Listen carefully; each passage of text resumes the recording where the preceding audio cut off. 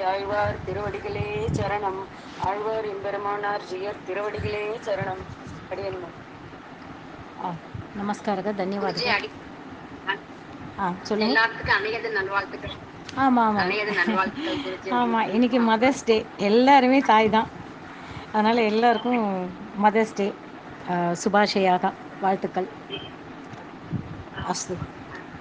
இப்போ ஸ்ரீ மகாதேவி ச வித்மக விஷ்ணு பத்னி ச தீமகி தன்னோ லக்ஷ்மி பிரச்சோதயாத் பிள்ளை லோகாச்சாரியாரை பற்றி பார்க்க போகிறோம். பிள்ளை லோகாச்சாரியார் யார் அப்படின்னா, வடக்கு திருவிதி பிள்ளையோட 2 மகன்கள். சில பேருக்கு சில விஷயங்கள் காதில் வாங்கினாலே ஒரு பெரிய சத்து விஷயம். அது அந்த நேமெல்லாம் மனசில் வச்சுக்கிறோமோ இல்லையோ, அந்த நேமு காதில் விழுந்த மாத்திரத்திலே நமக்கு பலன் கிடைக்கும். சில பேர் ஐயே இவங்க சொல்கிறதெல்லாம் ஒரு பேரெல்லாம் சரியாக மனசில் உள்வாங்கிக்க முடியல அப்படின்னு சொல்லிட்டு சில பேர் விலகிடுறான்னு நினைக்கிறேன். அந்த பேர் காதில் வாங்கினாலே புண்ணியம். சில பேர் தீர்த்தத்தெல்லாம் தேடி ஓடுவா, கோயிலெல்லாம் தேடி ஓடுவா, எங்கெங்கேயோ ஓடுவா அந்த புண்ணியம் கிடைக்கணுன்றதுக்காக. ஆனால் அதே அவா ஊரில் வந்திருக்கிற ஒரு சாதுவை பார்த்தாலே போதும், புண்ணிய தீர்த்தத்துக்கு சமம். அந்த சாது இவர் இருக்காரு, இன்னும் 10 நாள் இருக்காரு, போய் பார்த்துக்கலாம் அப்படின்லாம் இருக்கக்கூடாது. எத்தனை தடவை நீ அந்த சாதுவை பார்க்குறியோ, சாது சன்னியாசி இல்லையா, எல்லாருமே சன்னியாசி இருக்க முடியாது. நித்தியம் நம்ம உபன்யாசம் கேட்குறோம், எல்லாருமே டக்கு டக்குன்னு ட்ரெஸ்ஸை மாற்றிட்டு போய் காவி வஸ்திரம் உடுத்துண்டு கையில் திருதண்டை ஏந்திக்கிட்டு, ஆண்களோ இல்லை பெண்கள் ஒரு வெள்ளை ட்ரெஸ்ஸை கட்டிக்கிட்டு இல்லை சேஃப்ரான் கலர் ட்ரெஸ்ஸை கட்டிக்கிட்டு நம்ம மாறிடுறோமா என்ன? காதில் வாங்கி இந்த காதில் வாங்கி அந்த காதில் விட்டுட்டு போயிட்டே இருக்கும்.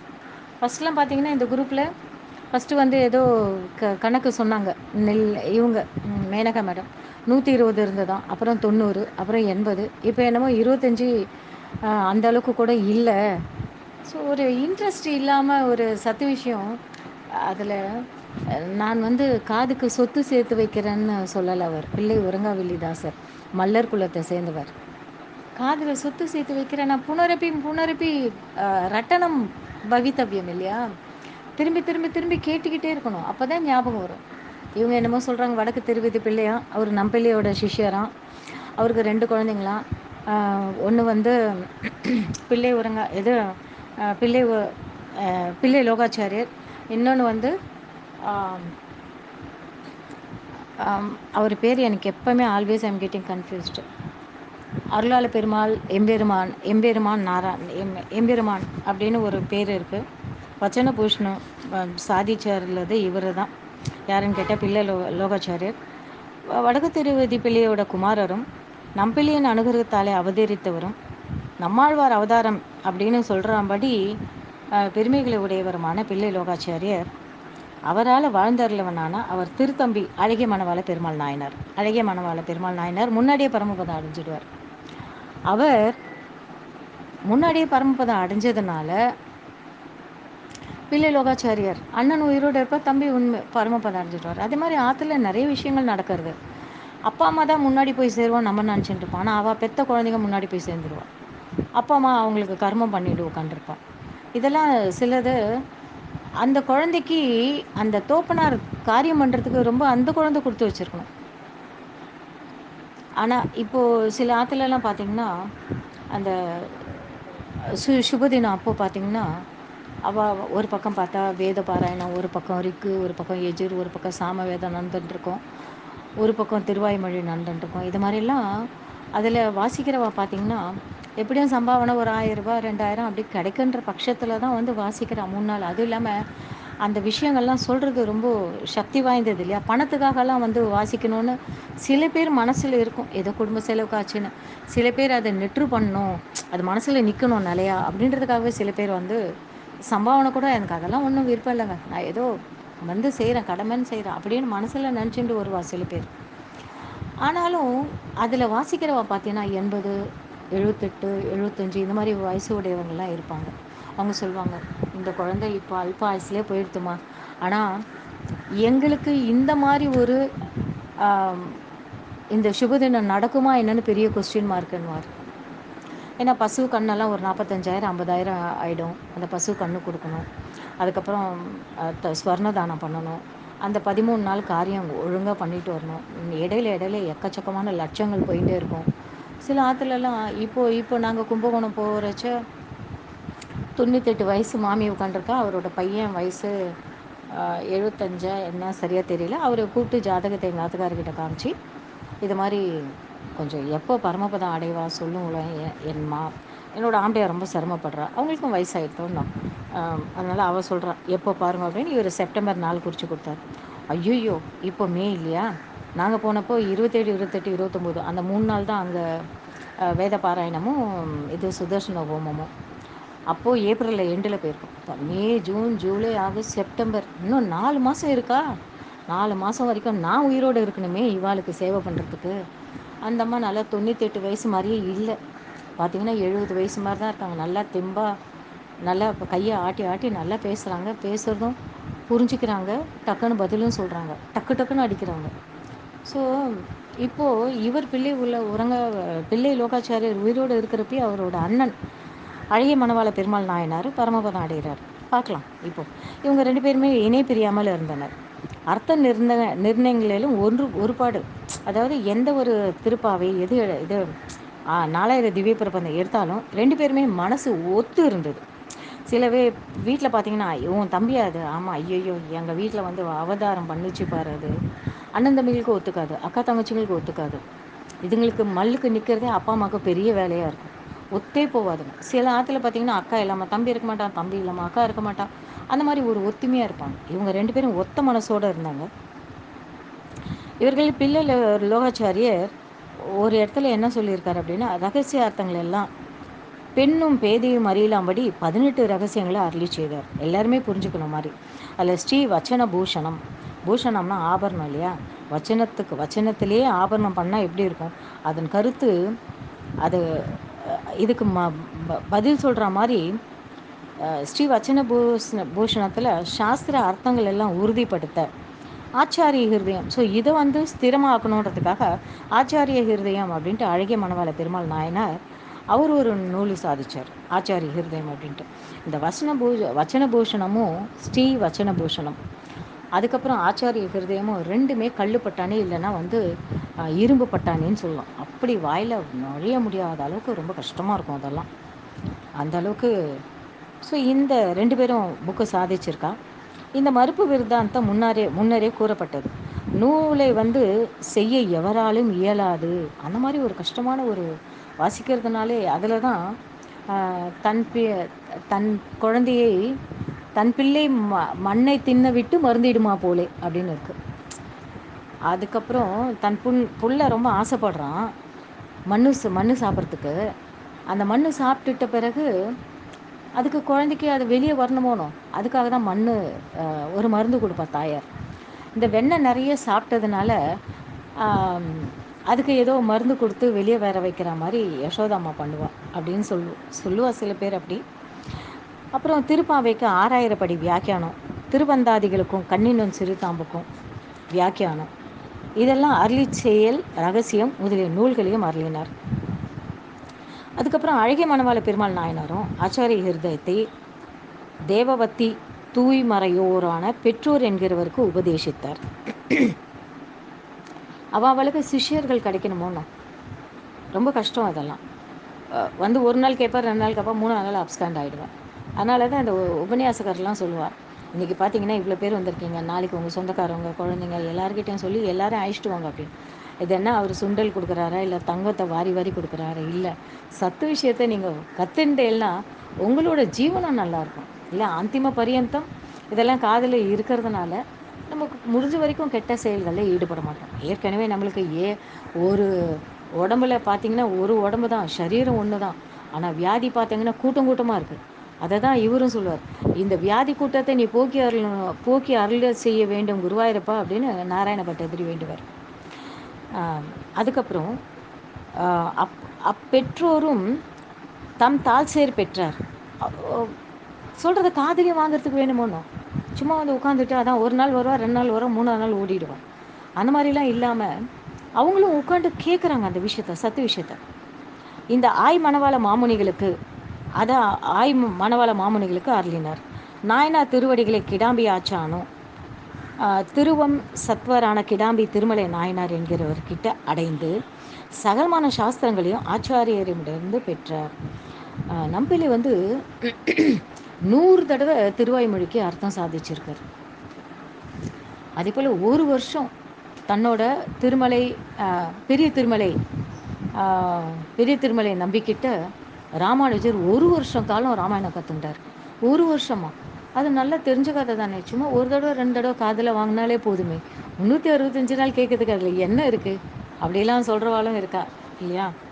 இங்கே இளம் பருவம் தொடங்கி பிரியாதிருந்த அவரை பிரிந்து பிள்ளை லோகாச்சாரியர் பெரிதும் கலங்கி தேறி திருத்தம்பியாருக்கு கடைசியில் இவர் பரமபதம் அடைஞ்சதுனால அவருக்கு தமையனார் வந்து தமையனாருக்கு தம்பி பண்ணுறார் காரியங்கள்.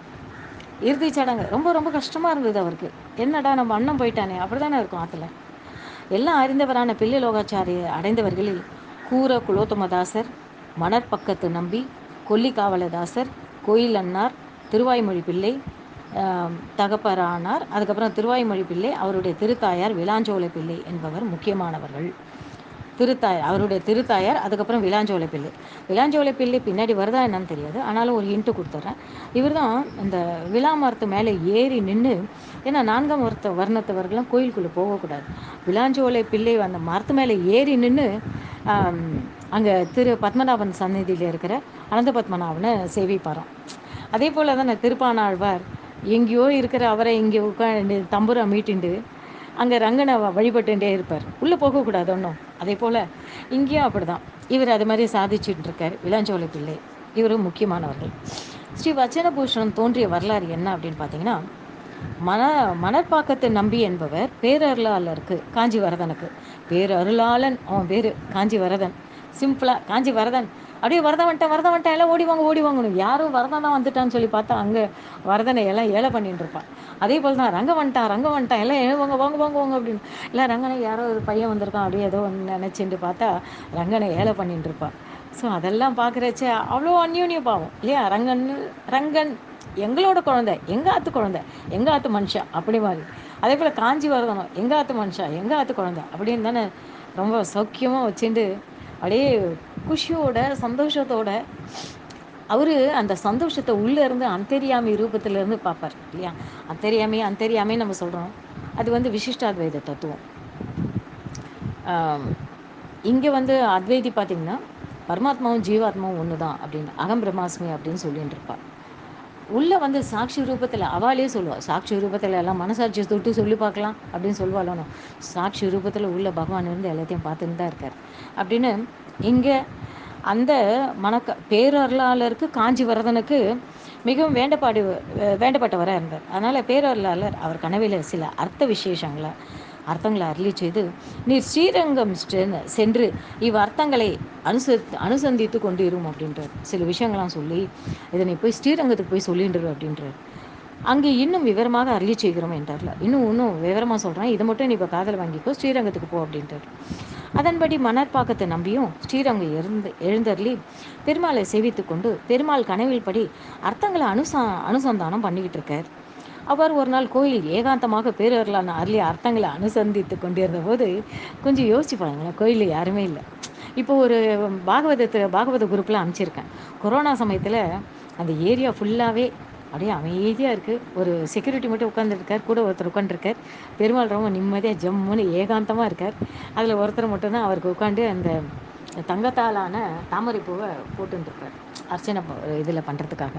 ரொம்ப அமைதியாக இருக்குது. இன்றைக்கி அனுப்பிச்சிருக்காங்க ஒருத்தவங்க. ஏற்கனவே வந்தது தான், இருந்தாலும் ஒரு சத்து விஷயத்தை பார்க்கறதுல ஒரு சந்தோஷம் தானே. அதுவும் ஏகாந்தமாக பெருமாள் நிற்கிறத காட்சி இல்லையா? இங்கே ஒரு ஏகாந்தமாக பெருமாள் அருள அந்த பேரருளாளன் அருளிய அர்த்தங்கள்லாம் அப்படியே வாசிச்சுட்டு இருக்க.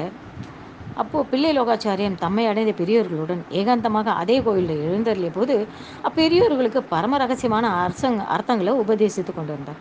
எப்பயுமே ஒரு ஆச்சாரியன் வந்தால் கூட சிஷ்யர்களும் வருவான்.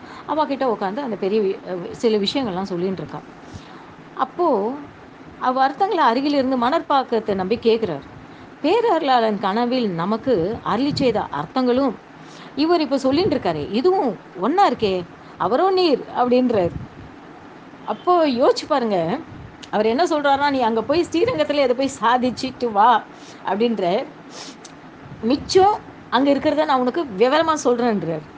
அப்போ இங்கே சொல்லிட்டு இருக்கிறது பிள்ளை லோகாச்சாரியர். அப்போ அவர் என்ன கேட்பார்? மிச்சம் அங்கே வந்து நான் உனக்கு தெளிய வைக்கிறேன், அங்கு நான் வந்து தெளிய வைக்கிறேன் அப்படின்னு தான் காஞ்சிவரதன் சொல்கிறான் இல்லையா? இங்கே ஸ்ரீரங்கத்தில் இவர் வந்து நிற்கிறார், பிள்ளை லோகாச்சாரியர் இதை அருளி செய்கிறார். அப்போ அவர் என்ன கேட்பார்? அவரோ நீர், நீ தான் அவரா? எப்படி இது ஒரு டக்குன்னு ஒரு அவரோ நீர் அப்படின்றது நமக்கு டக்குன்னு இது திருக்கோஷ்டி நம்பியூர் எம்பெருமானார் இவங்க எல்லாம் சொர்க்கம் போகிறாங்க அப்படின்னா நான் ஒருத்த மட்டும் நரகம் தானே போகிறேன், அதனால் எனக்கு ஒன்றும் பரவாயில்ல அப்படின்னு சொல்கிறாரோ, அப்போது இது வந்து ஒரு வாத்சல்ய சுபாவம் எம்பெருமானுக்கு மட்டும்தான் இருக்குது. அதனால் ஒரு 6 பதத்தை போட்டு எம்பெருமானாரோ அப்படின்னு திருக்கோஷ்டி நம்பி சொல்லி சாதிச்சு அவர் ஆற தழுவிக்கிறாரோன்னு, அதே போல் இங்கே அவரோ நீர், என் கனவுல வந்து சொன்னது நீதானா, நீர்தானோ அப்படின்னு சொல்லி பிள்ளை லோகாச்சாரியர் திருவடிகளிலே தண்டம் சமர்ப்பிக்கிறார். அதெல்லாம் ரொம்ப ஒருத்தர்கிட்ட காலில் விழறது ரொம்ப முக்கியமான விஷயம். ஒரு பெரியவா, குரு ஸ்தானத்தில் இருக்கிறவா, அப்பா அம்மா, அண்ணன். இப்போல்லாம் இன்றைக்கி பேப்பரில் பார்த்திங்கன்னா அண்ணனை கொலை பண்ணிடுறான் தம்பி. எதனா ஒரு கெட்ட சம்பவங்கள் நடக்காமல் பேப்பரில் இல்லவே இல்லை. அந்த சொத்தை வச்சுட்டு அவன் என்ன நினைக்கிறான்னா, அண்ணனை கொண்டுட்டோம், கொஞ்ச நாள் வரைக்கும் இருந்துட்டு நம்ம எப்படியும் ஜாமீனில் வெளியே வந்துடும், சொத்தெல்லாம் நம்ம திருப்பி எடுத்துக்கலாம், அந்த மாதிரி ஒரு அர்த்தத்தில் தானே அவன் பண்ணுறான் இல்லையா? இங்கே தண்டன் சமர்ப்பிக்க அவரை அனைத்தருளி அவர் ஆற தழுவிக்கிறார். என்ன விஷயம் அப்படின்னு கேட்குறாரு. பிள்ளை லோகாச்சாரியருக்கு இதெல்லாம் தெரியாதொன்னும். நம்பியும் தேவப்பெருமாள் கனவில் நியமித்தபடியே விண்ணப்பம் செய்தார். இது சில விஷயங்கள்லாம் சொல்லி நீ ஸ்ரீரங்கத்தில் போய் இதை சேவிச்சிட்டு மிச்சம் இருக்கிற விஷயங்களை நாங்கள் வந்து உங்களுக்கு சாதிக்கிறேன் அப்படின்னார். அதை தான் நீங்கள் இப்போ சாதிச்சிட்ருக்கீங்க. அவர் சொன்னதையும் நீங்கள் சொன்னதையும் பார்த்தா ஒன்றா இருக்குது அப்படின்னு சொன்னதும் ஒரு ஆற தழுவல். ஹனுமனுக்கு ஒன்றுமே என்கிட்ட கொடுக்கறதுக்கு இல்லைப்பா, என்கிட்ட எந்த சொத்து சுகம் எதுவுமே கிடையாது, ஏன்னா நானே இங்கே வனவாசியாக இருக்கேன், அதனால் ஒன்று ஆலிங்கனம் பண்ணிக்கட்டுமா அப்படின்ட்டு ராமர் ஹனுமனை ஆலிங்கனம் பண்ணிக்கிறாரோன்னு, அதே போல் இங்கே அவர் பிள்ளைய லோகாச்சாரியன் அவரை தமக்கு அந்தரங்கராக்கி கொண்டு அணுக்கர் தொண்டர், எப்படி காஞ்சி பெரியவாளுக்கு பக்கத்திலேயே இந்த சேவை பண்ணுவாலோ அதே போல் அணுக்கு தொண்டரை பக்கத்திலே வச்சுக்கிறார்.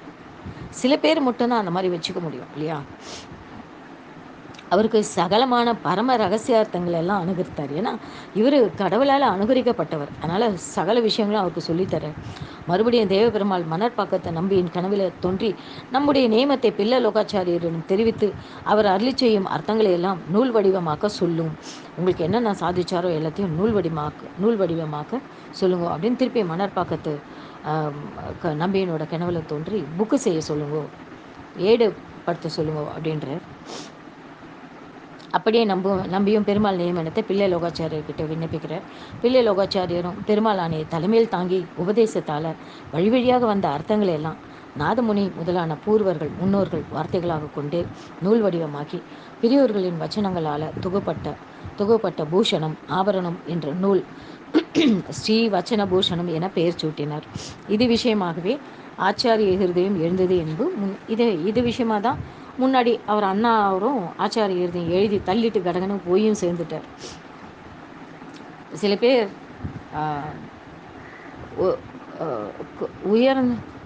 குலத்தாலே உயர்ந்தோர்னு இருக்கு, சில பேர் உயர்ந்தார் பிறந்தே உயர்ந்தான்னு இருக்கும். பிறக்கிறப்பயே சில பேர் உயர்வோடு பிறப்பா இல்லையா? நம்பெருமாள் ஸ்ரீரங்கத்தை விட்டு வெளியேறுது. இப்போ பிள்ளை லோகாச்சாரியர் நம்பெருமாளுக்கு உயிர் போன்றவற்றை வாழ்கின்ற காலத்தில் முகலாயர்கள் தென்னாட்டில் படையெடுத்து கொண்டு சமயபுரத்துக்கு அருகில் வருகிறார்கள் என்ற விஷயம் கேள்விப்பட்ட உடனே பெருமாள் உற்சவர் அனுபவித்து கொண்டிருந்தனர். பெரியோர்கள் எல்லாம் குழுமி இருந்தனர். அவர்கள் அப்படியே இருத்தி திரையிட்டு பெருமாளை சிறு பிள்ளைகள் எழுந்தரில் பண்ணி அப்படியே எல்லாம் நீங்கள் உட்காருங்க அப்படின்னு சொல்லிட்டு சின்ன பல்லக்கில் பெருமாளை ஏலை பண்ணிட்டு ஒரு அர்ச்சகரையும் ஒரு பல்லக்கு தூக்குவரையும் ரகசியமாக வெளியே புறப்பட செய்தனர். அவர்களுடன் பிள்ளை லோகாச்சாரியரும் பெருமாளை பிரிந்து இருக்க மாட்டாமையாலே நானும் கூட வரேன் அப்படின்ட்டு அவர்களோட கூட போகிறார். பெருமாள் வெளியே போன பின் மூலவருக்கு முன் சுவர் எழுப்பி முன்னால் வேறு ஒரு விக்கிரகத்தை வைத்தார்கள். அப்படியே தாயார் சந்நிதியிலையும் செய்தார்கள். ஒரு கடக்கடன்னு ஒரு சுவரை எழுப்பி நல்லா பூசி அதில் டக்குன்னு ஒயிட் வாஷ் பண்ணி அதுக்கப்புறம் அதை மூல ரூபத்தை மூடிட்டாங்க. தாயாருக்கு சந்நிதியிலையும் அதே போல் நடக்குது. 65 வருஷம். அதுக்கப்புறம் திருப்பியும் ஒளிய வச்சுருந்த இடத்துலேருந்து பெருமாளை கொண்டு வர, இதில் நம்ம 2 பெருமாளையும் சாதிக்க, இது என்ன இது எந்த பெருமாள் அப்படின்னு குழப்பம் வர, அப்போது ஒரு வண்ணான் வந்து நீங்கள் இது பண்ணுங்கோ, திருமஞ்சனம் பண்ணுங்க அப்படின்ட்டு அந்த திருமஞ்சனம் பண்ணின ஆடையை அதை அலசி அதை முகர்ந்து பார்க்க, பழைய பெருமாள் எங்கே வெளியே கொண்டு போனாலும் அந்த பெருமாளோட இவர் தான் காட்டி கொடுக்குறார், இவர் தான் நம்பெருமாள் அப்படின்னு சாதிக்கிறார். அதனால தான் பெரிய பெருமாள் நம்பெருமாள் அப்படின்ட்டு. பிள்ளை லோகாச்சாரியர் பரமபதம் அடைதல் வருவாங்க, கொஞ்ச நாள் சாதிப்பாங்க, டக்குன்னு பரமபதம் அடைகிறாங்க. இப்படி புறப்பட்ட பெருமாள் காட்டு வழியாக போகும்போது கள்ளர்களாலே மறிக்கப்பட்டு அதை கடந்து போகையில் வஞ்ச கல்வர் சிலர் பெருமாளுக்கு ஏதோ தருவதாக முயல, பிள்ளை லோகாச்சாரியர் அவற்றை பெற்றால் எல்லாவற்றையும் இழக்க நேரிடும் என்று வஞ்சகர்களின் கருத்தறிந்து அவற்றை ஏற்காமல், இதை வாங்கிக்கோங்க அப்படி இப்படின்னு ஏதோ சொல்லி ஏமாற்ற பார்க்குறாங்க. அதெல்லாம் அந்த இடத்த விட்டு அகன்று வேகமாக பெருமாளை எழுந்தருளி வைத்து கொண்டு ஜோதிஷ்குடி அப்படின்ற ஒரு கிராமத்துக்கு போகிறார்.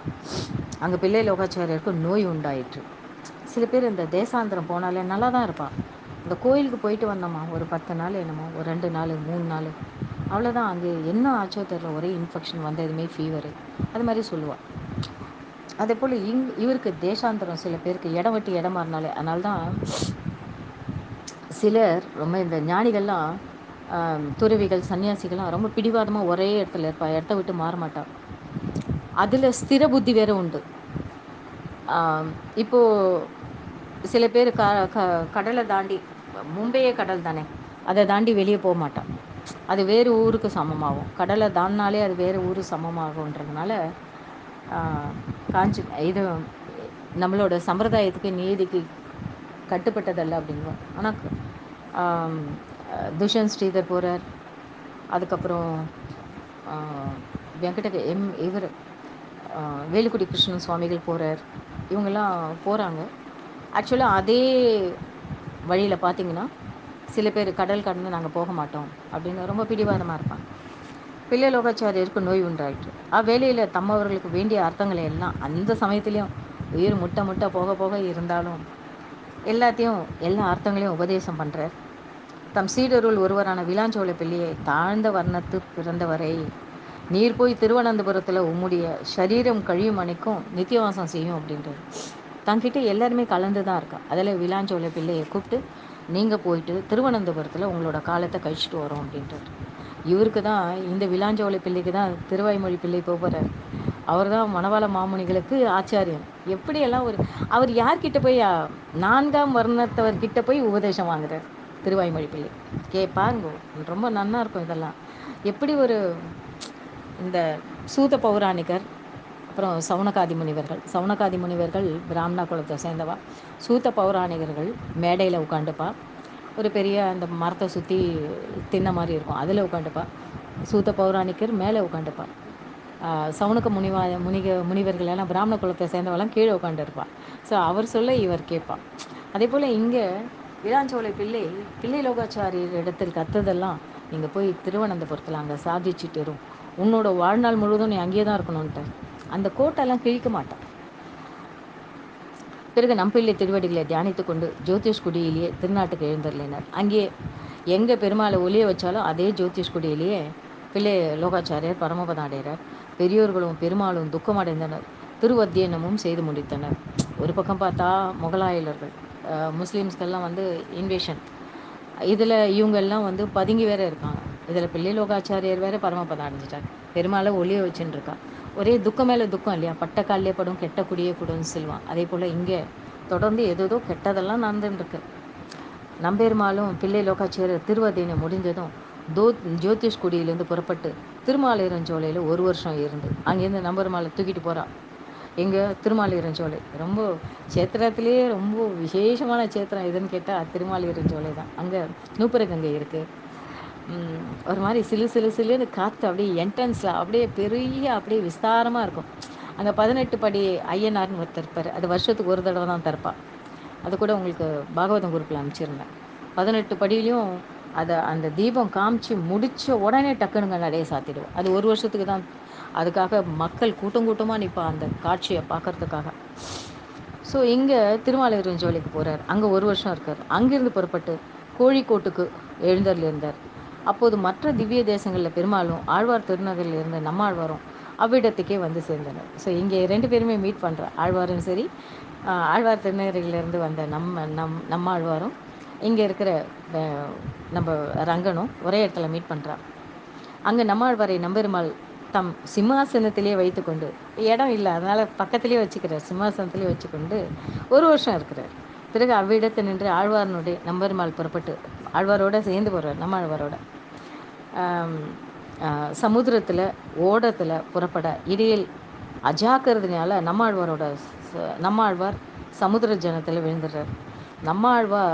நம்பெருமாள் ஆழ்வாரை பிரிந்து போக மனமின்றி மறுபடியும் கரைக்கு வந்தருளி ஆழ்வாரை தேட ஓடத்தை அனுப்பி வைத்தார். எந்த இடத்துல விழுந்ததோ அந்த இடத்துல போய் ஆழ்வாரை தேடிட்டு வாங்கன்னு எல்லாரும் போகிறா. ஆழ்வார் இருந்த இடத்த வந்து கருடன் சுற்றி சுற்றி வட்டமிட்டதான். அது கண்டு அங்கே மூழ்கி ஆழ்வாரை கண்டு எடுத்து பெருமாளிடம் சேர்க்க, பெருமாளும் அப்படியே மிகவும் உகந்து ஆழ்வாரோட திருக்கணாம்பிக்கு எழுந்தருளி அங்கே அநேக நாட்கள் தங்கியிருந்தார்களாம். அங்கே ஆழ்வாருக்கு தம்முடைய முத்துச்சட்டை முதலியவற்றை தந்தருளி, இந்த அங்கி முத்து அங்கியெல்லாம் சொல்லுவாளானோ அதெல்லாம் கொடுத்து திருக்கண்ணாம்பிலேயே நிறுத்தி தாம் தம்மவரோடு திருநாராயணபுரம் எழுந்தருளினார். அங்கேயும் பல நாட்கள் எழுந்தருளிந்து அங்கேருந்து புறப்பட்டு திருவேங்கடத்துக்கு எழுந்தருளி பலகாலம் அங்கேயே இருந்தார். மணவாள மாமுனிகள் அவதாரத்துக்கு பிறகு அழகிய மணவாளன் நம்பெருமாள் மறுபடியும் ஸ்ரீரங்கம் வந்து சேர்ந்தார் அப்படின்னு விருத்தாந்தம். மணவாள முனிகள் காலத்தில் தான் திருப்பி இங்கெல்லாம் சுற்றி சுற்றி கடைசியில் நம்பெருமாள் வந்து சேர்ந்தார்னு ஒரு கதை இருக்குது. கதையில் நிகழ்வு இதெல்லாம். நம்பினோர் கைவிடப்படார் இல்லையா. ஸ்ரீரங்கத்தில் துலுக்கர்களின் உபத்திரமும் அதிகமாக இருந்தது. அதனால் அந்த மதிலை அழித்து கற்களை கொண்டு கண்ணனூரில் ஒரு மாளிகை கட்டி கொண்டான். அங்கே மேலும் கோபுரம் முதலானவற்றை அழிக்க முற்பட்ட போது, அப்போது அவ்வாறு நிகழாமல் கோயிலை காப்பதற்காக சிங்கபிரான் என்பவர் வந்து அவரிடம் காரியக்காரராக அமர்ந்து அவர் செயல்களுக்கு தக்கவாறு மாற்று உபாயங்களை சொல்லிக்கொண்டு அந்த முகலாயர்களுக்கு இதெல்லாம் மாதிரி செய்யக்கூடாது, அதை மாதிரி செய்யக்கூடாது, அப்படியே பக்கத்துலேயே இருந்து கூட இருந்து குழி பறிக்கிறான்ல, அந்த மாதிரி இந்த சிங்கபிரான் என்பவர் இதெல்லாம் பண்ணாதீங்கோ, இதை ஸ்ரீரங்கத்தை கோயில் கோபுரத்தெல்லாம் அழிக்காதீங்கோ அப்படின்னு சொல்லி அதை தடுத்துட்டார். அவருடைய அந்த செயலுக்கு மிகவும் உகந்தவரான பெரியோர்கள் அவரிடம் கருணை உள்ளம் கொண்டு அவருக்கு நல்ல உபதேசங்கள் செய்து வந்தார். ஸோ ஒரு எல்லாரும் எல்லாம் செய்ய முடியாது இல்லையா. ஒரு சாதாரணமானவராக இருக்கலாம். சரி வாங்க, இந்த மாதிரி நல்ல காரியம்லாம் செய்கிறீங்களே, உங்களுக்கு நாங்கள் நல்ல நல்ல உபதேசம் பண்ணுறோம் வாங்க அப்படின்ட்டு பெரியோர்கள்லாம் கூப்பிட்டு அவருக்கு நல்ல உபதேசங்கள்லாம் செய்தருளினார். இதுக்கப்புறம் திருவாய்மொழி பிள்ளை. இந்த திருவாய்மொழி பிள்ளை தான் வரப்போகிற தென்கலைக்கு பிரதா பிராதா பிராதானியமாக இருக்கின்ற மணவாள அழகிய மணவாள அவர் வேற. இவர் வந்து அழகிய மணவாள நம்பெருமாள், அழகிய மணவாள மாமுனிகள், அழகிய மணவாள மாமுனிகள், பெரிய முனிகள் அப்படின்ற ஒரு பேர் வச்சு அழைச்சிருக்கோம். அவருக்கு ஆச்சாரியன் யாருன்னு கேட்டால் இந்த திருவாய்மொழி பிள்ளை தான். இந்த திருவாய்மொழி பிள்ளை என்கிற திருமலை ஆழ்வார் அவர் பேர். அவர் மணவாள தாயார் பிள்ளைலோகாச்சாரியருடைய திருவடியை அடைந்தவர். அவர் பிள்ளைலோகாச்சாரியர் திருநாட்டுக்கு எழுந்தருளியத போது கேட்டு அவரை சேவிக்க பெறாமையால், ஐயோ அவரை பார்க்க முடியலையே அப்படின்னு சொல்லிட்டு யார் திருவாய்மொழி பிள்ளையோட தாயார் பிள்ளைலோகாச்சாரியோரோட மரணத்தை கேட்டு தாமும் மரணம் அடைந்தாராம். சில பேர் பார்த்தீங்கன்னா சும்மா ஒரு நடிகனே செத்து போயிட்டான்னு கேள்விப்பட்டதுமே உடனே மண்ணனை மேலே ஊற்றி கொளுத்துட்டு செத்துறான். அந்த அளவுக்கு விஸ்வாசம் அது என்னன்னு சொல்கிறதுக்கு தெரியல. ஆனால் இங்கே ஒரு நல்லவர் இறந்துட்டார், அவரோட இறப்பை நம்மளால் தாங்க முடியலையே அப்படின்னு கேட்டு திருவாய்மொழி பிள்ளையோட தாயார் மரணம் சம்பவிக்கிறது. அதனால் திருமலை ஆழ்வார் தமது சிற்றன்னை கிட்ட வளர்ந்தாராம். அவர் தமிழில் நல்ல புலமை உள்ளவராம், நல்ல பேச்சாளருமாக இருந்தார். ஆனால் அவர் இந்திரியங்களுக்கு வசப்பட்டிருந்தார். நல்ல திறமை இருக்குது, ஆனால் கண்டதை சாப்பிட்றது, குளிக்காமல் இருக்கிறது, இது அனுஷ்டானங்கள்லாம் பண்ணாமல் இருக்கிறது, இந்த மாதிரிலாம் நிறைய செயல்கள்லாம் இருந்தது. கூர குலோத்துமதாசர் பிள்ளை லோகாச்சாரியருடைய சிஷ்யர் ஆவார். அவர் பிள்ளைக்கு பிறகு பொறுப்பை ஏற்று நடத்தி வந்தார். இந்த கூர குலோத்துமதாசரை அணுகி திருவிருத்தத்துக்கு பொருள் கேட்டார் ஒருத்தர். அப்போது அவரில் திருமலையாழ்வார் செவியில் படும்படி அனுசந்தித்து கொண்டிருக்கார். அவர் அணுகி திருவிருத்தத்துக்கு கொஞ்சம் பொருள் சொல்லுங்க அப்படின்னு கேட்குறார். இவ்விவரத்தை திருமலை ஆழ்வார் தம் சிறிய தாயரிடம் கூறினார். சிறிய தாயாரும், நீரும் நும் சிறு பருவத்தை பிள்ளை லோகாச்சாரியர் திருவடி அடைந்திருக்கிறீர். ஆயினும் நீர் இப்படி கெட்டு திரிவதாலே வெறுத்து இருப்பர். அப்படி அதாவது உன்கிட்ட எதுவுமே கேட்காம நீ உன் இஷ்டத்துக்கு நடந்துட்டு இருக்க, அதனால உங்ககிட்ட கேட்டிருக்க மாட்டா அப்படின்னு சிறிய அன்னை சொல்கிறான். அந்த அம்மாவுக்கு வாய்ச்சாதரியம் இருக்குது, ஆனால் அவாக்கிட்ட அந்த அளவுக்கு வந்து ஆச்சார அனுஷ்டானம்லாம் ஒன்றும் கிடையாது. ஸோ இந்த இந்த சமயத்தில் இந்த சிங்கபிரானுக்கு திருமணத்தூண் நம்பி அப்படின்னு பெயரிட்டு அவர் நல்லது பண்ணிகிட்ருக்காரு. அவனை கோயிலெல்லாம் அழிக்கக்கூடாது, கோபுரத்தெல்லாம் அழிக்கக்கூடாதுன்னு சொன்னதுனால பெரியவர்கள்லாம் அவருக்கு உபதேசம் பண்ணுறாங்க இல்லையா. அந்த சிங்கபிரான் என்ன சொல்கிறாருன்னா, இத்தனை பேரும் ஒருங்கே சொல்வதால் எனக்கு ஒன்றும் இவ்வளோ பேர் நீங்கள் என்னென்னமோ சொல்கிறீங்க, எனக்கு ஒன்றுமே புரியலை. சொல்ல வல்லார் யாரேனும் ஒருவர் சொல்லுங்கள், யாருன்னா ஒருத்தர் மட்டும் சொல்லி கொடுங்க எனக்கு அப்படின்றார். பெரியவர்கள் எல்லாரும் திருமலை ஆழ்வாரும் அப்படியே சொல்லி வந்தார். அப்படி சொல்வதில் தன்னோட சம்பிரதாயத்து முறையாக இயலாததை சிலதெல்லாம் கூறுறார் அவர். அது கேட்ட கூற குலோத்தமதாசர் திருமலை ஆழ்வாரை பார்த்துட்டு, இங்கே பாருங்க, நீங்கள் வந்து ருச்சியை கண்டு மேல் விழுந்து சம்பிரதாய ரகசியத்தங்களே நீங்கள் சொல்கிறீங்க, ஸ்ரீ வச்சனபூஷணம் முதலியவை எல்லாமே நல்லா சொல்லித்தரீங்க, ஆனால் கொஞ்சம் பிழையெல்லாம் இருக்குது, தோஷம்லாம் இருக்குது அப்படின்றார். ஸோ திருமலை ஆழ்வார் சொல்கிறதுல சில தோஷங்கள்லாம் கூற குலோத்தமதாசர் கண்டுபிடிக்கிறார். அதனால் கூற குலோத்தமதாசர் உதாரணம் என்று மணவாள மாமுனிகளாலே சிறப்பிக்கப்பட்டார். மணவாள மாமுனிகள் தானே இந்த திருவாய்மொழி பிள்ளை. அவர்கிட்ட வந்து நீ தோஷம் இருக்குது அப்படின்னு கொஞ்சம் கூட பயப்படாமல் சொல்லி கொடுக்குறாருல்ல. நீங்கள் யாராக இருந்தாலும் சரி, அப்படி நக்கிய என்னது நெற்றிக்கண்ணை திறப்பினும் குற்றம் குற்றமே அப்படின்னு நக்கீரன் சொல்கிற மாதிரி அவருக்கு தெரியும் வந்திருக்கிறது சிவபெருமான், அப்போ கூட அவர் பயப்படல. ஸோ அதே போல் இங்கே கூற குலோத்தமதாசரும் திருவாய்மொழி பிள்ளை சொல்கிற அர்த்தத்தில் சில தவறை கண்டுபிடிச்சி நீங்கள் தப்பு பிழை சொல்கிறீங்க அப்படின்னு கண்டுபிடிச்சி சொன்னதுனால அவர்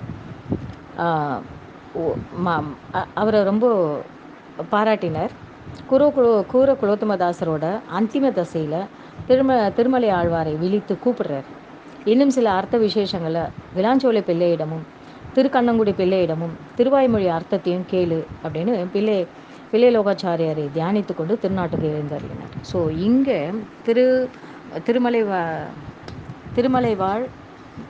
திருமலை ஆழ்வாரை, அவர் பேர் திருமலை ஆழ்வார், அதுக்கப்புறம் தான் திருவாய்மொழி அர்த்தம் கேட்டதுனால அவருக்கு திருவாய்மொழி பிள்ளைன்னு வருது. இந்த திருவாய்மொழி பிள்ளை பிராமண குலத்தில் இருந்துட்டு அங்கே விளாஞ்சோலை பிள்ளை கிட்ட போய் 4ஆம் வர்ணத்தவரான அவர்கிட்ட போய் இவர் கேட்டு கற்றுக்கிறார். திருவாய்மொழிக்கு அர்த்தம் எல்லாம் கேட்டு கற்றுக்கிறார். இவர் தான் பின்னாடி வரப்போகிற மணவாள மாமுனிகள். ஸ்ரீ சைலேஷ தயாபாத்திரம் தீபக் தியாதிகுணார்ணவம் யதீந்திர பிரவணம் வந்தே ரம்ய ஜாமாதரம் முனியும் அப்படின்னு இந்த மணவாள மாமுனிகளுக்கு ஸ்ரீரங்கனே வந்து தனியன் சாதிச்சதாக உண்டு. யாருக்குமே எந்த கடவுளும் வந்து டைரெக்டாக தனியன் சாதிச்சதே கிடையாது. பெருமாளே வந்து தனியன் சாதித்த ஒரே ஒரு மாமுனிகள் யாருன்னு கேட்டால் மணவாள மாமுனிகள் தான். தென்காலியை சேர்ந்தவர் அவர். இங்கே கூற குலோத்தமதாசரோட அந்திம தசையில் இவர் சொல்கிறார், நீ போய் இங்கே உங்ககிட்ட இதெல்லாம் கற்றுக்கோப்பா அப்படின்னு. திருமலையை நம்பி திருக்கண்ணங்குடி பிள்ளையிடம் சென்று தண்டனித்து திருவாய்மொழிக்கு பொருள் அள்ளும்படி வேண்டினார். அவரும் அதை செஞ்சு அவருக்கு என்னென்ன 36,000 பொருள் எல்லாம் தாத்பரியங்கள் எல்லாம் ஒரு பதத்தையும் சொல்லி கொடுக்குறாரு. ஆயின் நீர் திருப்புட்குழி ஜீயரிடம் சென்று கேளு, இன்னும் கொஞ்சம் சிலதெல்லாம் புரியல, அதனால் நீங்கள் அங்கே அவர்கிட்ட போய் கேளுங்க அப்படின்ட்டு. திருமலை ஆழ்வாரம் அப்படியே திருப்புட்குழி போகிறார். அங்கே காஞ்சிக்கு பக்கத்தில் திருப்புட்குழி ஜீயர் வந்து அந்த சமயத்தில் பரமபதம் அடைஞ்சிட்டார். அது அடைஞ்சி 12வது நாள் திருமலை ஆழ்வார் ரொம்ப வருத்தப்படுறார். அங்கே நம்பிலியின் சிஷியரான ஈயுண்ணி மாதவர்கிட்ட தம்மோட சிஷியரான நாலூராச்சான் பிள்ளை இருந்தார். திருமலை ஆழ்வார்கிட்ட வந்து காரணம் கேட்குறாரு, என்ன அப்படின்ட்டு. இல்லை, திருவாய்மொழி பற்றி இன்னும் எனக்கு நிறைய விஷயம் தெரிஞ்சுக்கணும் அப்படின்னு சொல்கிறார். அதனால் அவர்கிட்ட வந்து இன்னும் சில விஷயங்களை கற்றுக்கணும் அப்படின்னு மனசில் இருக்கிறத சொல்கிறார். இந்த விபரம் வந்து திருநாராயணபுரத்தில் ஆய் முதலியானவர்கள் அப்படின்னு ஒருத்தர், அவர்கிட்ட போயிட்டு திருநாராயணபுரத்து எம்பெருமானார் நியமன ஓலை அனுப்பி திருநாராயணபுரத்துக்கு எழுந்தருளி ஈடு அருள வேணும் என்று வேண்டும். இந்த திருநாராயணபுரத்துக்கு இந்த இருந்தாங்க. ஈடு அப்படின்னா ஒரு காப்பு, ஒரு வியாக்கியானம் பண்ணி கொடுக்கறது. அதே போல் தானே 6,000 படி, 9,000 படி, 12,000 படி, அதே போல் இதுக்கு ஒரு ஈடு பண்ணி கொடுங்க அப்படின்றார். அர்த்தம் வியாக்கியானம். அதை தலைமையில் தாங்கி நாலூராச்சன் பிள்ளையும் திருமலை ஆழ்வாரை அழைத்து கொண்டு திருநாராயணபுரத்துக்கு போய் அங்கே ஈடு வியாக்கரணத்தை, பதரசம், அர்த்தரசம், ஓசை, குறிப்பு பொருள், குறிப்பு பொருள், தெளிபொருள், வெள்ளிடை பொருள், உள்ளுரை பொருள் முதலியானவற்றை எல்லாம் தனித்தனியாக விளக்கி, அதில் தானே வரும் தொடை, அது மாதிரி ஒரு இலக்கணம்லாம் வரும் இல்லையா, யாப்பு இலக்கணம், அது மாதிரி இதெல்லாம் ஒன்று ஒன்றா சொல்லித்தரார் திருமலை ஆழ்வார்க்கு. நாலூராச்சன் பிள்ளை அருளி செய்தல் இதை கேட்ட எல்லாருமே ரொம்ப ஆனந்தமாக சந்தோஷமாக கேட்டான். இந்த காலத்தில் படம் பார்க்குறோம், அதை பார்க்குறோம், இதை பார்க்குறோம், த்ரில்லிங் மூவி பார்க்குறோம், ஹாரர் மூவி பார்க்குறோம், எல்லாமே பார்க்குறோம். ஆனால் உட்காந்து நம்மளுக்கு தேவையான ஒரு சத்து விஷயத்தை படிக்கிறதுக்கோ சொல்கிறதுக்கோ நமக்கு நான் எழாது. திருவாய்மொழி பள்ளி காலட்சேபம் முடிந்த பிறகு நாலூராச்சன் பிள்ளை மீண்டும் திருப்புட்குழிக்கு எழுந்திருந்தார். திருமலையாழ்வார் ஒரு நாலூராச்சன் பிள்ளைக்கிட்ட பக்தி பூண்டு புரியாது அர்த்தமுள்ள எல்லா விஷயங்களையும் ஞான, பக்தி, வைராக்கியம் இதெல்லாம் ரொம்ப மிகுந்து இருந்தார். ஞானம் எப்போ வரும் அப்படின்னா பக்தி வந்தால் வரும். பக்தியெல்லாம் வந்துச்சுன்னா தானவே வைராக்கியமும் வந்துடும். திருவாராதன பெருமாளான கண்ணனை எழுந்தருளை பண்ணி கொண்டு அங்கேயே வாழ்ந்துட்டுருக்கார். சில நாள் கழித்து திருமலை ஆழ்வார் திருநகரி சென்று நம்மாழ்வாரை சேவிக்க வேணும்ன்ட்டு நாலூராச்சன் பிள்ளைக்கிட்ட அனுமதி வாங்கி அவர் திருக்குறுக்கு போகிறார். இதே போல் ஒரு இடமும் போய் அவர் எல்லாத்தையும் சில விஷயங்கள்லாம் கற்றுட்டு ஆழ்வார் திருநகரில் நம்ம ஆழ்வார் அங்கே இல்லை. அதனால் திருமலை ஆழ்வார் திருக்கணாம்பிக்கு போய் ஆழ்வாரை சேவிச்சுட்டு ஆழ்வார் திருநகருக்கு திரும்பி ஒரு மாதிரி அழுக்காக இருக்கிறத அந்த இடமே ஒரு மாதிரி நல்லா இல்லை. அதனால் அதை காடு வெட்டி நாடாக்கி சந்நிதி திருத்தி திருக்கணாம்பையிலிருந்து திருநகருக்கு ஆழ்வாரை மீண்டும் எழுந்தருளை பண்ணி கொண்டு பாருங்கள், அந்த இடத்துல நல்லா இல்லை அப்படின்றதுக்காக வேறு ஒரு இடத்துல இருந்த நம்ம ஆழ்வாரை திருத்தி பண்ணி இந்த இடத்துலலாம் திருத்தி பண்ணி கொண்டு திருப்பி நம்ம ஆழ்வாரை அங்கே ஏழை பண்ணார். அதுக்காக அதனால் நம்ம ஆழ்வார் உகந்து திருமலை ஆழ்வாருக்கு சடகோபதாசர், சடகோபர் தானே, சட்டு அப்படின்னு தன் மேலே பட வந்த காற்றை சட்டுன்னு அப்படின்னு திருப்பி விட்டார் இல்லையா நம்மாழ்வார். அதாவது சடகோபர்ன்ற பேர் நம்மாழ்வாருக்கு தான் இருக்குது. ஆனால் நம்மாழ்வாரை இந்த அளவுக்கு திருத்தி பண்ணிக்கொண்டு இந்த மாதிரி கைங்கரியெல்லாம் பண்ணதுனால திருமலை ஆழ்வாருக்கு சடகோபதாசர்ன்ற ஒரு நாமதையும் இவர் நம்மாழ்வாரே சுட்டுறார். ஸோ இங்கே இவர் வரார் இல்லையா, திருவனந்தபுரத்துக்கு விலாஞ்சோலை பிள்ளைக்கிட்ட பாடம் கற்றுக்கணும். இப்போது விலாஞ்சோலை பிள்ளை கிட்ட வந்திருக்கார். விலாஞ்சோலை பிள்ளை பரமபதம் அடைதல் பார்க்கலாம்.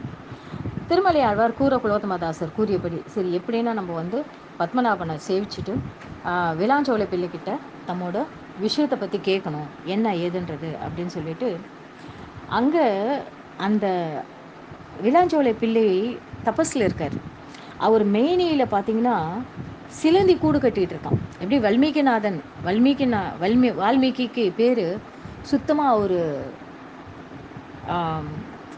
மண் ஃபுல்லாக புத்துக்குள்ளே இருந்து தபஸ் பண்ணுவார். அதனால தானே வால்மீகி அப்படின்னு அவருக்கு பேர் வந்தது. வல்மீகம் அப்படின்னா புற்று, அதனால் அவர் பேர் வால்மீகி அப்படின்னு வந்தது. இங்கே இதே போல் இவர் பார்த்தீங்கன்னா ஃபுல்லாக சிலந்தி கூடு கட்டிகிட்டு இருக்கு இவர் பேரில், இவர் மேலே. அப்படியே 4-5 தினங்களாக ஆச்சாரியனை தவிர இவர் எதுக்கே உட்காந்துருக்கார் திருமலை ஆழ்வார். ஆச்சாரியனை தவிர வேறு உணர்வற்றவராய் 4-5 தினங்களாக அவரையே பார்த்துட்டுருக்கார். நம்மளுக்கு யாரோ பார்க்கறது தெரியுமோன்னு அவர் 4-5 நாட்கள் கழித்து தான் கண்ணையே திறக்கிறார். எதிர்க்க திருவடியில் வீழ்ந்து வணங்கி நிற்கும் திருமலை ஆழ்வாரை பார்த்து, யார் நீ, எங்கேருந்து வருகிறீர், என்ன காரணம் அப்படின்னு கேட்குறார். திருமலை ஆழ்வாரும் விவரமாக பதில் சொன்னார். என்ன சொல்கிறார், பிள்ளை லோகாச்சாரியார் என்னை உங்ககிட்ட சில விஷயங்கள்லாம் கற்றுக்க சொன்னார் அப்படின்னு சொல்கிறாருன்னு. ஸ்ரீவச்சன பூஷணத்தை நன்காக அருளி செய்தவர் இல்லையா, அவர் நல்லா தெரிஞ்சு வச்சுருக்கார். பிள்ளை லோகாச்சாரியார்கிட்ட இருந்து இங்கே இந்த யார் விலாஞ்சோலை பிள்ளை. அதனால் திருமலை ஆழ்வார் அந்த அர்த்தத்தை எல்லாம் ஸ்ரத்தையாக கேட்குறாரு. இவர் சொல்ல சொல்ல சொல்ல நல்லா கொஞ்ச நாள் கழித்து ஆழ்வார் திருநகருக்கு திரும்பி ஆழ்வாருக்கு கைங்கரையில் பண்ணிட்டு இருந்தார். விலாஞ்சோலை பிள்ளையும் ஸ்ரீ வச்சனபூஷணத்தோட சாரணமான அர்த்தங்கள் எல்லாம் சுருக்கி, வச்சனபூஷணம் பெருசு இல்லையா, அதில் சுருக்கி இவர் சப்தகாதை அப்படின்னு பண்ணுறார். 7 ஸ்லோகம் மட்டும்தான். அந்த 7 ஸ்லோகத்தில் 7 பாசுரத்தில் எல்லாமே அடங்குற மாதிரி பண்ணார். ஸோ விலாஞ்சோலை பிள்ளை அருளி செய்தது சப்தகாதை. நீங்கள் நெட்டில் போய் பார்க்கலாம் இந்த சப்தகாதையில் விலாஞ்சோலை பிள்ளை என்ன சொல்லியிருக்காரு அப்படின்ட்டு. சப்தகாதை இதெல்லாம் மக்களுக்காக தானே பண்ணுறாங்க, எல்லாரும் கேட்கணும், எல்லாரும் நல்லா பெருமாளோட விஷயத்தை கேட்டு நல்லா தெம்பாக இருக்கணும் அப்படின்றதுக்காக தானே. இளஞ்சோலை பிள்ளை உலகத்தில் இருப்பை வெறுத்து ஒரு காலகட்டத்துக்கு அப்புறம் வாழ்ந்து முடிச்சிட்ட பிறகு நம்மளுக்கே தோணும், ஏன்டா இந்த உசுறு இன்னும் உடம்புல இருக்குது, எப்போ கூப்பிட்டுப்ப பெருமாளே அப்படின்னு கேட்குற மாதிரி இருக்கும். அவருக்கு எல்லாருக்குமே கொஞ்சம் காலம் கட்டத்துக்கு அப்புறம் வாழ்க்கையிலேயே வெறுப்பு வந்துடும். இருப்பை வெறுத்து அந்த மேல் பேரின்பத்து இருப்பை விரும்பி பரம பக்தி தலையெடுத்து பரமபதத்தை அடைந்தார். இனிமேல் வாழறதுக்கு என்ன இருக்குது அப்படின்னு சொல்லிட்டு அவர் தன்னோட பரம மேனிய திருப்ப பரமபதத்தை அடைந்தருளினார். அதுக்கப்புறம் இங்கே மணவாள மாமுனிகள் அவதாரம். யார் மணவாள மாமுனிகள்? திருமலையாழ்வார், இல்லைனா வந்து திருவாய்மொழி பிள்ளை, இல்லைனா சடகோபதாசர், அப்படிலாம் இருக்கு இல்லையா அவருக்கு பேர். எம்பெருமானார் தம் நிலைக்கு எழுந்தருளிய பிறகு நம்மாழ்வார் தொடங்கி வளர்ந்து வந்ததான அந்த சரணாகதி பிரபத்தி வந்து சுருங்கி போயிடுதான். ஆள் இல்லை அப்படின்னா எந்த ஒரு விஷயமும் சத்து விஷயமும் போய் சேர வேண்டிய இடத்துக்கு சேராது. அது தானாகவே அப்படியே நசிஞ்சு போயிடும். அதனால தான் பார்த்தாருண்ணா இவர் ராமானுஜர் 74 சிம்மாசனாதிபதிகளை நியமித்து ஒரு இடத்துலையும் போய் நீங்கள் இது காரியம் சாதிங்கோ, விசிஷ்டாத்வைதத்தை பரப்புங்கோ அப்படின்னு. ஆனால் அத்வைதம் நாட்டில் லோகத்தில் பரவி இருக்கிற அளவுக்கு விசிஷ்டாத்வைதம் பரவலன்னு தான் சொல்லுவோம். ஆனால் அந்த வெள்ளூரில் கட்டியிருக்கிற பெரிய ராமானுஜர் சிலை, அப்புறம் இந்த இதில் கூட ஆந்திர பிரதேஷ்லையும் கட்டியிருக்காங்க இல்லையா, அதெல்லாம் பெரிய அந்த விசிஷ்டாத்வைதத்துக்கு ஒரு தாக்கம் இருந்ததை உயர்த்தி காட்டுற ஒரு செயல்கள் அதெல்லாம். இங்கே மீண்டும் எம்பெருமானார் காலம் போல் பொலிக எப்போ வருமே, எப்போ வரும் தெரியலையே, கலியுகம் நீங்கி கிருத்தயுகம் பற்றி பக்தி மார்க்கம் எப்போ வர்றது அப்படின்னு எல்லாருமே ஒரு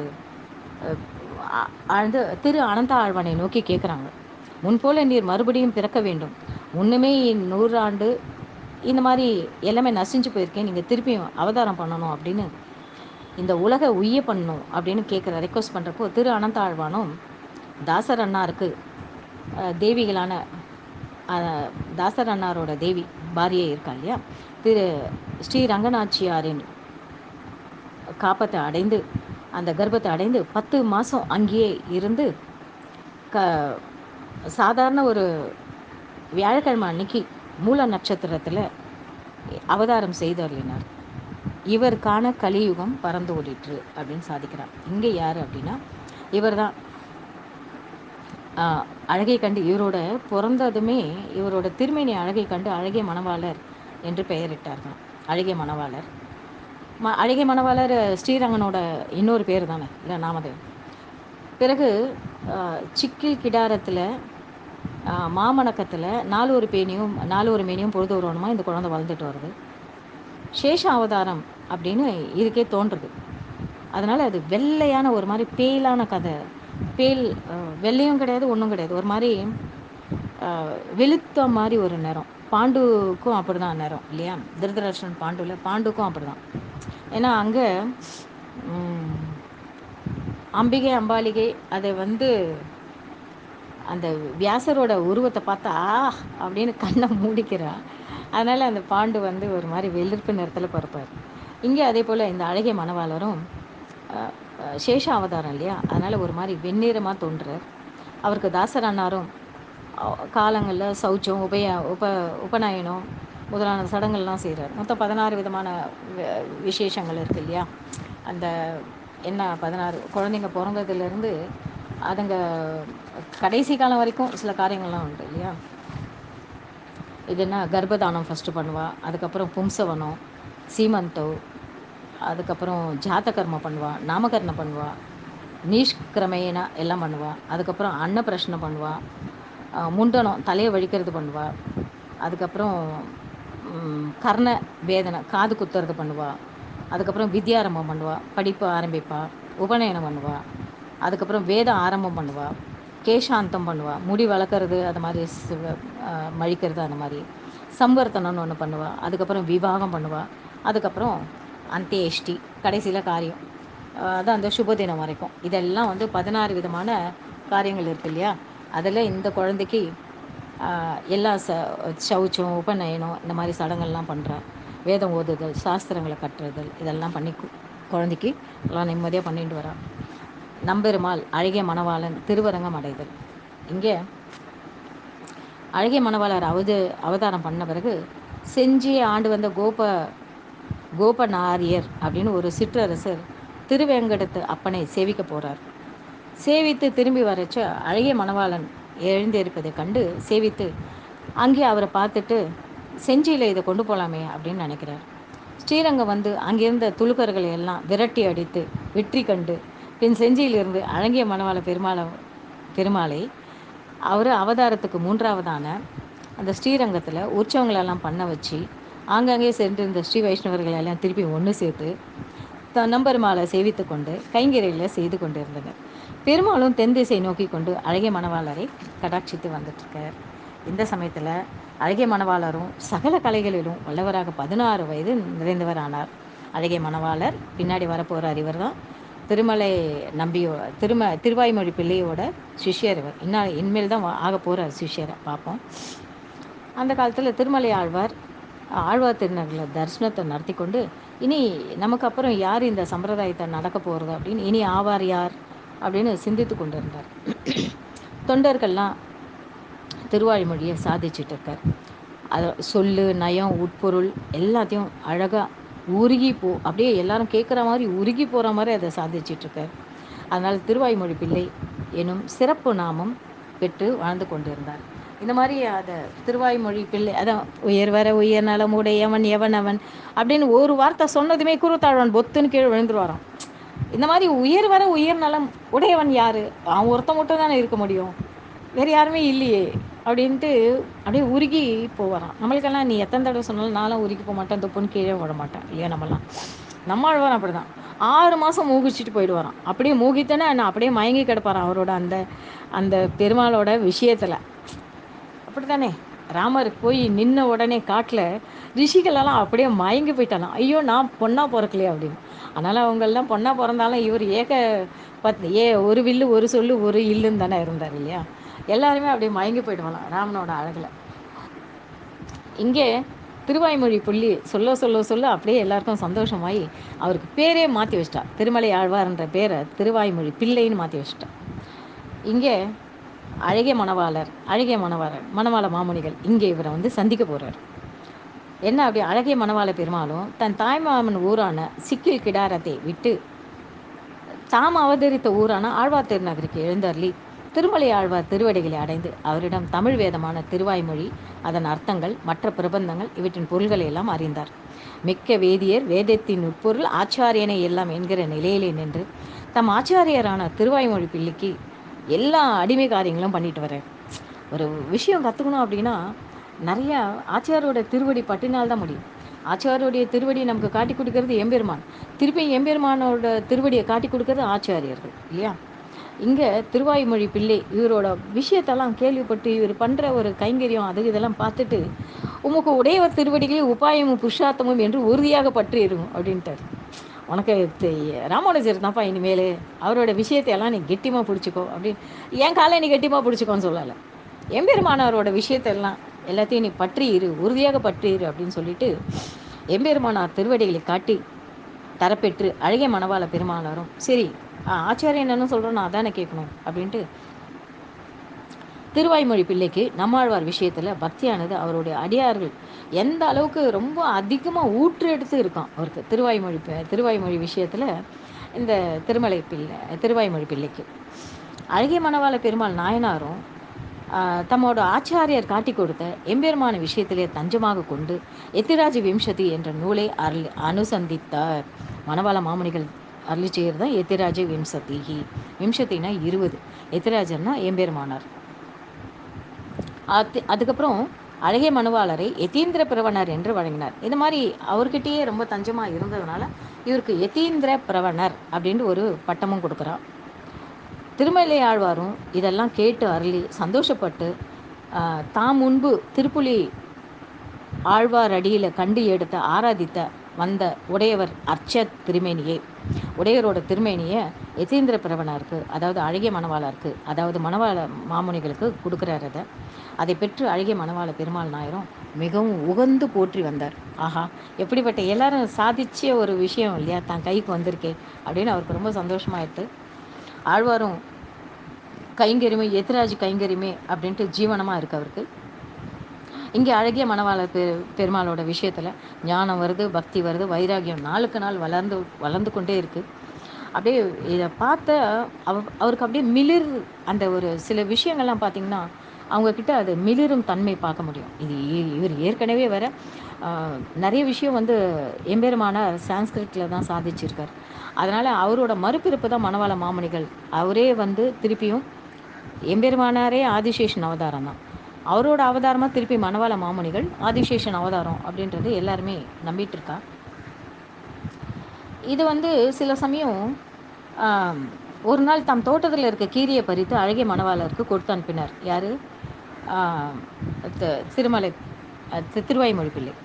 ஆச்சாரியர் போய் சிஷியருக்கு கைங்கரியம் பண்ணலாமோ அப்படின்னு அழகிய மணவாளர் திருமலை ஆழ்வாரோட இப்படி ஏன் செய்கிறீங்க அப்படின்னு கேட்குறாரு. அதற்கு திருமலை ஆழ்வார், உண்மை போல ஒரு விஷயம் காணாமையாலே இது வரைக்கும் நான் யார்கிட்டையும் பார்க்கலப்பா, நான் உன்னோட அச்சாவதாரத்தில் தான் நான் மண்டி இருந்தோம் என்று பதில் கூறினார்.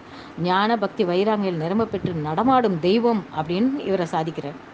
எல்லாருக்கும் அது இருக்காதோன்னும், அதெல்லாம் இருந்தால் கொஞ்சம் இருந்தாலே எல்லாம் தலைகால் தெரியாமல் புரியாமல் ஆடுவா இல்லையா. இந்த நான் தான் கல்கி இப்போ வந்திருக்கேன் அப்படின்னு சொல்லிட்டு தலையிலலாம் மகுடெல்லாம் சூட்டிக்கிட்டு கையை அவதாரம் பண்ணிட்டேன் அப்படின்னு ஒரு சேரில் உட்காந்துட்டு கையை அப்படியே காட்டுறது. அந்த கையில் இன்னும் கொஞ்ச நாளில் எதனா கிருமி தாக்குச்சுன்னா அதை சரி பண்ணக்கூட முடியாது அவரால். அப்படிப்பட்டவங்களாம் இருக்காங்க. அதனால் நான் தான். ஆனால் இவர் பக்தி இருக்குது, ஞானம் இருக்குது, வைராக்கியம் இருக்குது, அதை பற்றி ஒன்றுமே அவர் எந்த விதமான சலனமும் இல்லாமல் வாழ்ந்துட்டு வர்றார். திருமலையாழ்வார் அழகிய மணவாளின் திருமேனியில் மென்மையும் அதனுடைய தன்மையெல்லாம் பார்த்துட்டு எல்லா காரியங்களும் இவர்கிட்ட பரிவை காட்டுறார் அவர். இது எல்லாரும் அபிமானித்து வருவதை கண்ட திருமலையாழ்வார் பெரியோர்கள்லாம் அழகிய மணவாளியிடம் பொறாமை கொள்ள ஆரம்பித்தாங்க. என்ன இவர் ஒரு மாதிரி சிஷ்யன் மட்டும். அதே போல் தான் இவருக்கும் ராகவேந்தருக்கும் அப்படி தான்.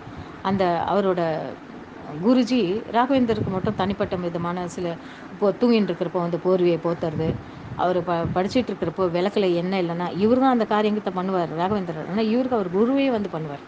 அதே போல் சில காரியங்கள்லாம் சிஷ்யர்கள் ரொம்ப திறமையாக இருந்தாங்கன்னா குருஜி பண்ணிவிட்டு அதனால் சந்தோஷம் தானே கிடைக்கும் இல்லையா. எல்லாரும் ரொம்ப அபச்சார இது மாதிரி பொறாமை கொண்டார்கள். எல்லாம் உணர்ந்தான. இதெல்லாம் உணர்ந்த அவர் திருமலை ஆழ்வார் அவர்கள் அபச்சாரப்பட்டு இது எதுவுமே அவர்கிட்ட போய் அபச்சாரம் பண்ணக்கூடாது, அனர்த்தப்பட்டு போகக்கூடாது அப்படின்றதுக்காக இங்கே பாருங்கோ, நீங்கள் நினைக்கிற மாதிரி இவர் சாதாரண ஆள் இல்லை. திரு அனந்தாழ்வானே ஆதிசேஷனே மணவாளராக இங்கே வந்து அவதாரம் பண்ணியிருக்கார். அவரோட திருமேனியை பாருங்க நீங்கோ, அதனால் உன்னித்து கவனிச்சிங்கன்னா அந்த விஷயம்லாம் புரியும் அப்படின்னு அவங்களுக்கெல்லாம் புரிய வைக்கிறார்.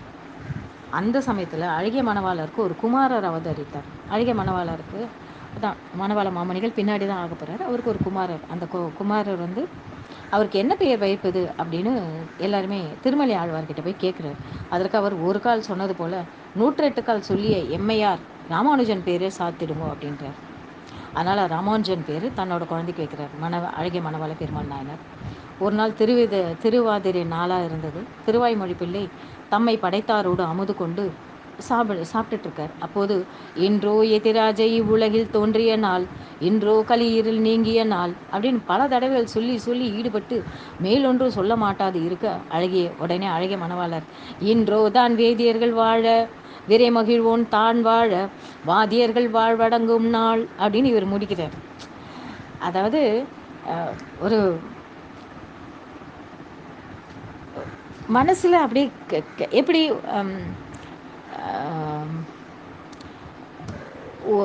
உயர் வர உயர்நலம் உடையவன் எவனவன் அவள் தான், அது ஒன்று தான் சொல்கிறார். அப்படியே மயங்கி விழுந்துடுறாரோன்னு கூறத்தாழ்வார். அதே போல் இங்கே அதை முடிச்சு வைக்கிறார் மணவாள மாமுனிகள். எல்லாம் சாப்பிட்ற இடத்துல அந்த அடியார்கள்லாம் இந்த சிஷ்ய ஆச்சாரிய முறையை பார்த்து பராங்குச தாசரான பெரிய நம்பியை அடைந்த பெருமை உடையவருக்கு உண்டானா போல பெரிய நம்பிகளை அடைந்தவர் தானே ராமானுஜர். ராமானுஜர் அடைந்தவர் பெரிய நம்பி, பெரிய நம்பிகளை அடைந்தவர் ராமானுஜர். ரெண்டு பேருமே மாறி மாறி இது தண்டம் சமர்ச்சிப்பான். ராமானுஜரோ பெரிய நபிகளோட சிஷ்யர். அவர் விழுந்து வணங்குறதுல தப்பு இல்ல. ஆனா பெரிய நபிகள் ராமானுஜர்கிட்ட கீழ்ந்து தண்ட சமர்ப்பிப்பார்.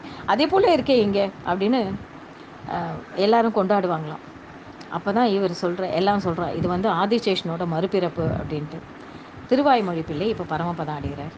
அது கொஞ்சம் ரொம்ப மனசு கஷ்டத்தோட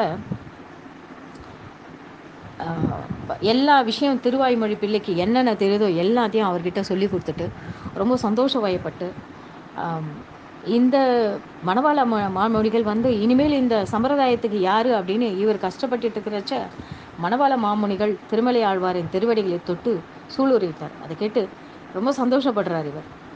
சரி, எனக்கு அடுத்து ஒரு நல்ல ஒரு காலக்ஷேபம் பண்ணிக்கொண்டு முன்னோர்களைப் போலவே நீரும் நம்பெருமாளை மங்களாசாசனம் பண்ணிட்டு திருவரங்கமே திருப்பதியாக நினச்சிக்கிட்டு நீ வாழ்ந்து கொண்டிரு அப்படின்னு மணவாளர் கையில் காட்டி கொடுத்து அவர்களை நோக்கி இவரை அவதார விசேஷம் என்று எண்ணுங்கள் அப்படின்றார்.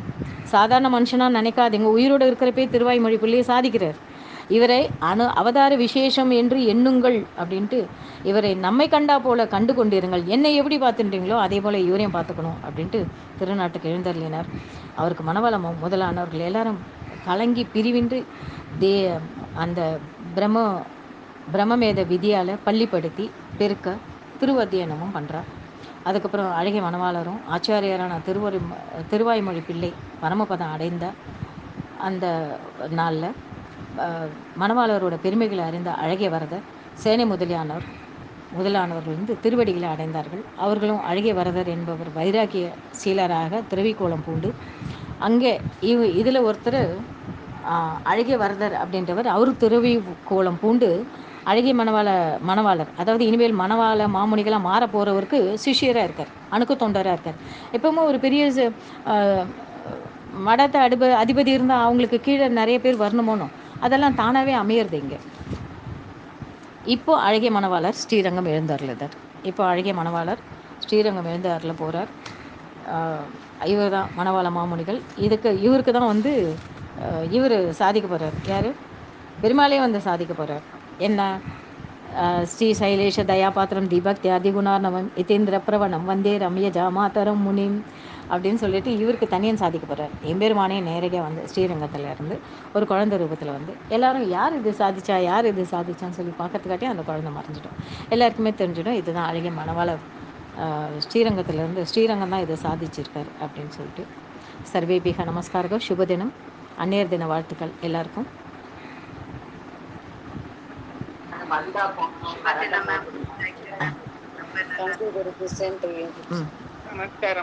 ராதே கிருஷ்ணா. ராதே கிருஷ்ணா.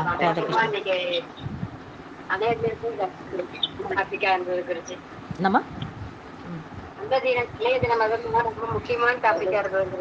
ஆமாம் ஆமாம், அழகிய மணவாள மாமுனிகள். அஸ்து. தன்யவாதங்கள். முடிச்சுக்கலாமா? முடிச்சுக்கலாமா?